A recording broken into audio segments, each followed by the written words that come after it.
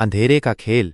रात थी, घटाटोप अंधेरा, बारिश की धुंधली धारें खिड़की पर टकरा रही थीं। कमरे के अंदर एक बुजुर्ग आदमी अकेला बैठा था। उसका नाम था रमेश, एक प्रसिद्ध लेखक जिसकी किताबें रहस्य और सस्पेंस से भरी होती थीं।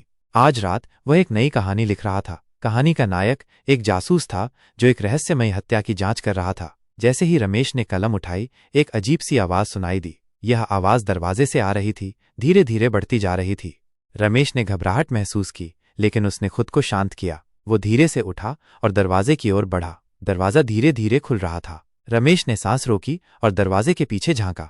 वहां कुछ नहीं था, सिर्फ अंधेरा और बारिश की आवाज। रमेश ने राहत की सांस ली और वापस अपनी कुर्सी पर बैठ गया। लेकिन जैसे ही वो कलम उठाने वाला था, एक चीख सुनाई दी। ये चीख बहुत करीब से आ रही थी। रमेश ने घबराकर चारों ओर देखा, लेकिन कुछ नहीं दिखा। फिर अचानक एक काली छाया उसके पीछे से आई और उसके गले पर हाथ रख दिया। रमेश ने चीखने की कोशिश की, लेकिन आवाज नहीं निकल पाई। अगली सुबह पुलिस को रमेश का शव मिला। उसके कमरे में सब कुछ बिखरा हुआ था। किताबें फर्श पर पड़ी थीं और कलम टूटी हुई थी। लेकिन सबसे रहस्यमयी बात यह थी कि रमेश की मौत कैसे हुई, इसका कोई सुराग नहीं मिला।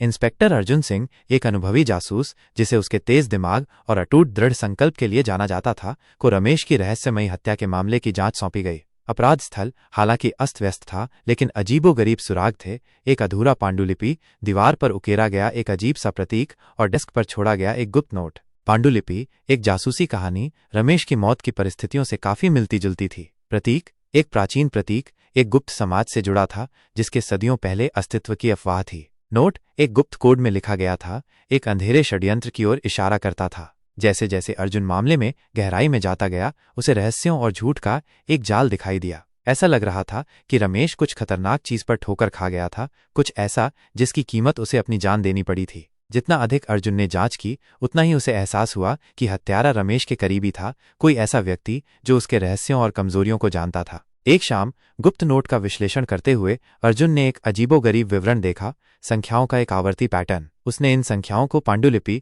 और प्रतीक के साथ क्रॉस रेफरेंस किया। एक चौंकाने वाला खुलासा सामने आया, संख्याएं पांडुलिपि के विशिष्ट पृष्ठों के अनुरूप थीं, जहां कुछ अंशों को हाईलाइट किया गया था।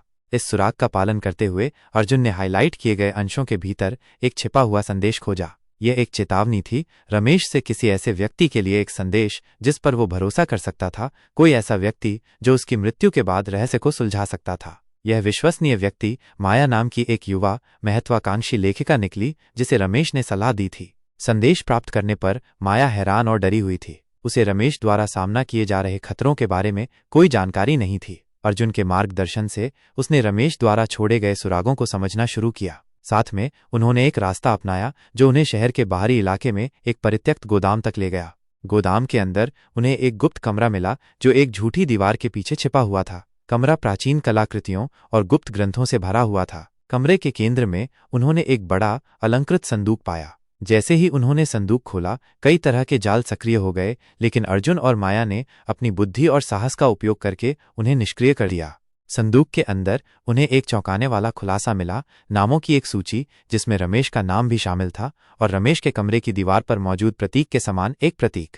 सूची एक हिट सूची थी, एक गुप्त समाज का एक लक्ष्य जिसका उद्देश्य उन सभी को खत्म करना था जो उनके अंधेरे रहस्यों को उजागर करने की हिम्मत करते थे। इस नए ज्ञान के साथ अर्जुन और माया ने समय के साथ दौड़ लगाई ताकि वे दुष्ट संगठन का पर्दाफाश कर सकें और उसके सदस्यों को न्याय के कटघरे में ला सकें। आगे का रास्ता खतरे से भरा था, लेकिन वे रमेश की याद को सम्मानित करने और उसकी जान लेने वाले रहस्य का अंत लाने के लिए दृढ़ संकल्पित थे।